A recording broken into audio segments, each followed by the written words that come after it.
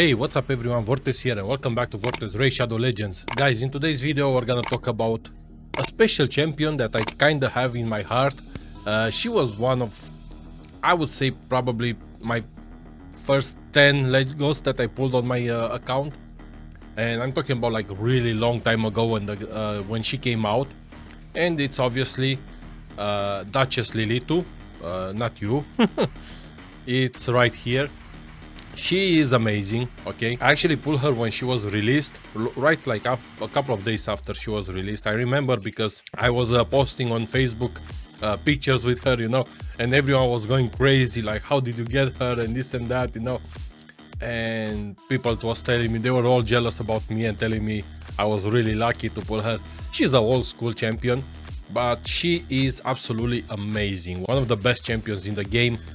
I would say probably top 5, even though a lot of people nowadays, they say she's not that great anymore, simply because, you know, with all the mythicals coming up to the game, people say that she's been a bit, you know, surpassed by other champions who are a lot stronger than her.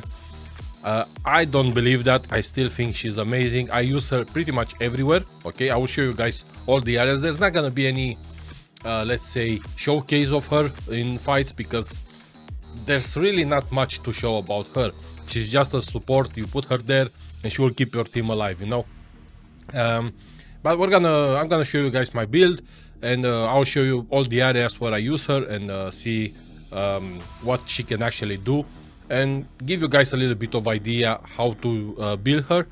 Now granted, my build for her, it's a little bit different. Probably a lot of people, they don't build her this way, and maybe they don't agree with my build, but I believe my build is perfect for what I need.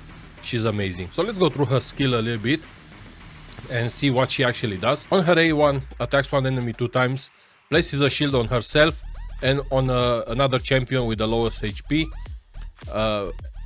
Damage based on defense. She doesn't bring a lot of damage, to be honest, but this is amazing. This A1 here is really great, especially for Scarab King, for example, because she's placing a shield on herself and on another champion that has a low HP. So you don't need a blood shield ring, even though I have a blood shield ring on her. On her A2, places a block debuff, an increased attack, and a perfect veil on all champions except her. The perfect veil except her, everything else on everyone. Amazing skill here. I mean, there's not much to say. Block debuffs, it's perfect. Increase attack for your nukers. The perfect veil actually it's medicating some damage. I think it's 25% damage with the perfect veil, which means she's keeping your team alive, you know. On her A3, revives all dead allies with 70%, places a veil and a continuous heal. Now, this might not be the best reviver in the game. I mean, it's great, but I would say if Plarium would remove the continuous heal or the veil, even the veil actually, and boost the turn meter of the champions that she revives, that would be absolutely amazing, honestly. But still, it's a pretty decent revive. I mean, there's other revivers out there who are probably better than her, but yeah. And her passive skill, she basically decreased the damage from AoE attacks, not from single attacks, only from AoE, by 25%, and it's 15% from bosses. So between the perfect veils and the passive, she always medicating about 40%, maybe I would say 40% or 50%, depends on 50% against regular enemies, 40% against bosses from AoE attacks. So she's absolutely amazing. Speed in all battles by 90%. She is, I like to say about her that she's kind of like the mother who takes care of her babies, right? She is the one that I bring in all my teams. She's there to support them, to protect them, to revive them, to buff them, you know. She's an amazing champion, and I really love her. So let's go to the build and show you guys what I'm doing here. So there she is. I have her in stone skin. Okay, now Duchess Lilitu, she's really easy to build, guys. Okay, basically she doesn't need any crit rate, any crit damage, any accuracy, any attack, because she doesn't bring any damage. Okay, she's not a debuffer, so you don't need accuracy. So there's only 4 stats that you need to focus on. It's HP, defense, speed, and resistance. Okay, so you can go for pretty much any type of build if you want, any type of sets. As long as you focus on those stats, you're good to go. I've put mine on in Stone Skin, and I will explain why. Even though I don't use her in Arena, except for Tag Arena, I think I have her in one team. But other than that, I don't use her in Arena. So a Stone Skin on her might not make a lot of sense if I use her in mostly PvE content. But I will explain why I have her like that. Now I have this. I have her on this ring because this ring is pretty good, and I don't have any demon spawn who needs this ring, to be honest. But you don't need the blood shield ring on her. I have defense on the gauntlets, defense on the chest. Ideally, I would like defense percentage here. I don't have a pretty decent one. This chest plate, even though it's a flat stat, is still good with over 22% on defense here, some resistance. Crit rate and crit damage is not important. Speed on the boots, and pretty much speed and some defense here and there, you know. Defense on the banner, again here, ideally I would like another Stone Skin, but this one it's okay, but it's not the best. I have more speed here, which is why I'm keeping this banner. And I don't have any rings from the Stone Skin, otherwise I would put her completely in Stone Skin, right? In terms of overall stats, I have her with almost 60,000 HP, or 4,700 defense, 227 speed, crit rate, some crit damage, but again she doesn't bring that much damage, 279 resistance, accuracy is not important, and attack as well. Now again, you can go for her, guys, in pretty much wherever you want. Ideally, I think one of the best sets for her would be actually Relentless. Because you want her to go through her skills as quick as possible. So Relentless is an amazing choice for her if you want. So she can go to her revives and protection and everything faster. Other sets, you can go for a speed set, you can go for a protection set, you can go for a bolster set if you want. You can go maybe for like a supersonic set. Like, there's a lot of options for you guys. Again, as long as you focus on those 4 stats, you can put whatever you want for her, basically. But the reason why I put her in Stone Skin is because, like I said, I use her mostly in PvE content. And I want to be able to get through those first couple of hits from enemies without getting stunned, I don't know, frozen or whatever it is. Because she can survive to all those attacks, and then she can come back and revive my team or boost them or whatever she can do, right? Which is why I have her in Stone Skin. I prefer this one. Again, Stone Skin mostly would be useful in PvP content, but I don't use her in PvP content, only in PvE. But again, it's a perfect choice if you want her to go through those first couple of hits. And let's actually upgrade this one. Maybe we get some better stats here. Oh, some resistance. Okay, that's not bad. I like some extra resistance on her. That's cool. Yeah, so you kind of want her to survive those couple of first hits from enemies, right? Which is why I have her like this, build like this. Now, in terms of masteries, this might be a really weird one. Let's move my camera. You guys might look at this and be like, oh my god, what are you doing?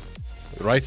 Why do you have her in damage? Like, what's the reason for that? You said she doesn't bring any damage. Yes, she doesn't bring any damage. However, I use her, like I said, in a lot of PvE content. She's part of my Hydra clan boss. She's part of my Demon Lord clan boss. Doom Tower, all the bosses in Doom Tower except Bommel. So that extra damage that comes from the War Master, sometimes it's a lot more important than what you think, because those 3, 4, 5 million damage that she brings throughout the full fight can be the difference between winning or losing, you know. Which is why I put her with a little bit of damage, not because she brings damage, but mostly because I want her to proc this the War Master, so she can bring some extra damage to the table. Now obviously if you use her in PvP content like arena and stuff like that, you would better go for defense and support. You might go for iron skin, get some extra defense, you know, make her more tougher. You can go for unshakable, a little bit more resistance. I think the best one would be bulwark, because decreases the damage all allies receive by 5%. And together with her passive skill and the perfect veils, she's medicating quite a lot of the damage, you know. So you can go for that one if you want.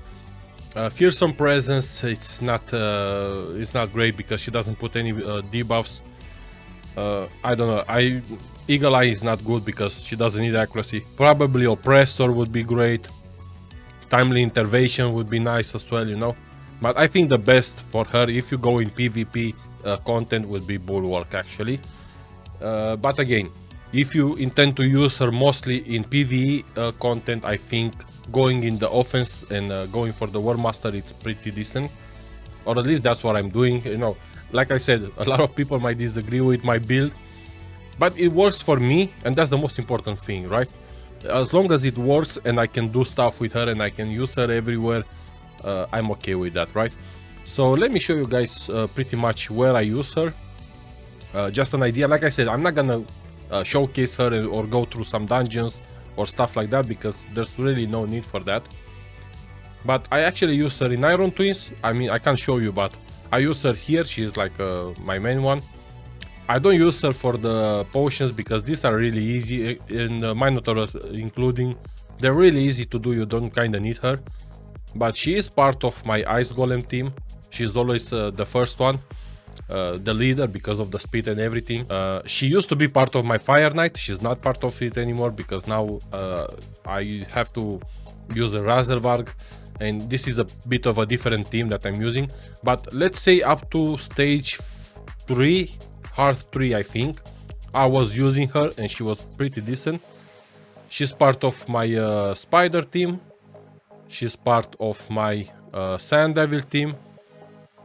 Yes, she's part of my Phantom Shogun as well. You can see I use her everywhere, right guys? Dragon as well. She's part of my team.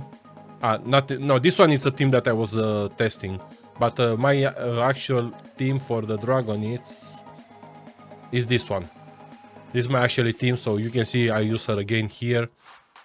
So what else? Where do I use her again? Obviously, like I said, Doom Tower, all the bosses. I just finished today the Doom Tower for the first time. I'm gonna make a video about how to defeat all these bosses from this rotation of the Doom Tower. It will come soon. But you can see I have her here. She's a part of the team. She's part of this team. She's part of this team. She's part of this team. Like everywhere, guys. All the floors, everywhere. You know, she's absolutely amazing. Obviously, like I said, clan boss, Hydra. You know, let's actually do a fight for clan boss. Why not? I do have some keys. So let's do a fight for clan boss just to show you guys a little bit of the damage that she puts for the clan boss. It's not a lot, but it's more than enough in my opinion. So she's part with Dracomorph, Razelvar, Harima and Lady Mikage. Let's do a quick battle here and see the damage that comes out of her. Okay, not a lot of damage here actually, but that's okay. So she put a little bit over 1,500,000 damage, you know. It's not much, but like I said, sometimes this 1,700,000 damage is the difference between winning or losing, right? So I'm kind of happy with her the way it is. My clan boss team is not perfect. I somehow managed to one key a couple of days ago. I'm not sure how and why it happened. My team basically did over 73 million, which is now I can do the quick battles. That's what it means, which I'm happy. But I still can't one key. I'm not sure if that was just a mistake when it happened. I don't know, but I'm okay with that. I don't really care about. I mean, the clan boss for me, it's like now I can use the quick battle for this, and I'm happy. But my keys can go all the way up to Ultra Nightmare, Nightmare, Brutal. I really don't care about hard, to be honest. Even though I do have some people here who are hitting hard. Today they don't, but usually they do some damage here. Normal and easy doesn't even matter, you know. So the only difference between 1 key or 2 key, the Ultra Nightmare, is the fact that sometimes I can't do the hard, right? Which I don't really care, to be honest. Today I used 1 key, so in this rotation here I can actually do some damage in hard as well. But honestly, I don't really care about hard. Obviously, she's part of my. I don't have any team here actually for the clan boss, but I have. Let me see if I can find the picture from the last week. So this is a picture from last week rotation from Hydra. As you can see, throughout the whole fight, she put almost, let's say, 12 million damage, which again is not much. This is in normal, so it's not that much, but it's a lot more than you might think, right? Which is why I put her in with some damage with the War Master and stuff. And I don't know, anywhere else, like you can use her pretty much anywhere. Curse City as well. Whenever she's available for Curse City, I will always use her, you know. I mean, again, she's not one of those champions that you put inside the team and it will do the amazing things for you, right? But she's that kind of let's say champion that will keep everything together, right? It will keep the team together, it will revive them, protect them, you know, all that stuff. And that's what I'm saying. I like to say that she's the mother of all the champions. You know, the mom that everyone deserves. And I really like her. Honestly, I'm so happy since I pulled her on my account. She helped me a lot in most of the content in the game, you know, to progress. So if you guys have her around, I mean, I'm pretty sure nobody would sit on her. In terms of blessings, actually, I have the polymorph, but I don't think polymorph is the best choice for her. To be honest, I think, which is probably what I should do, right? I think I should go for Nourish, right? Yeah, I think Nourish is a better option for her because she does place the continuous heal. So sometimes this is actually good, so you can restore your energy. But if I had a 6-star on her, I would definitely go for polymorph. Even though, again, polymorph it's more for like arena. I don't use her in arena, so I think Nourish is a pretty decent one actually. I'm gonna keep it like this for now and see how it works. Eventually I will switch to something else if I don't like her. But yeah, this is my Duchess. Again, I'm really happy with her. I'm really happy with the fact that I pulled her, you know, early game when I started, because she helped me a lot. So if you guys have her, just make sure you take her out of your vault. If you keep her in your vault thinking that she's not that great anymore, no, you're making a huge mistake. Make sure you take her out. You have to book her. All the books, she's worth every single legendary book that you put on her. And yeah, alright, so guys, this was the video. I hope you guys enjoyed. This was Duchess Lilitu, the mother of all champions and the mother of hell. She's here, she's amazing, she looks amazing as well.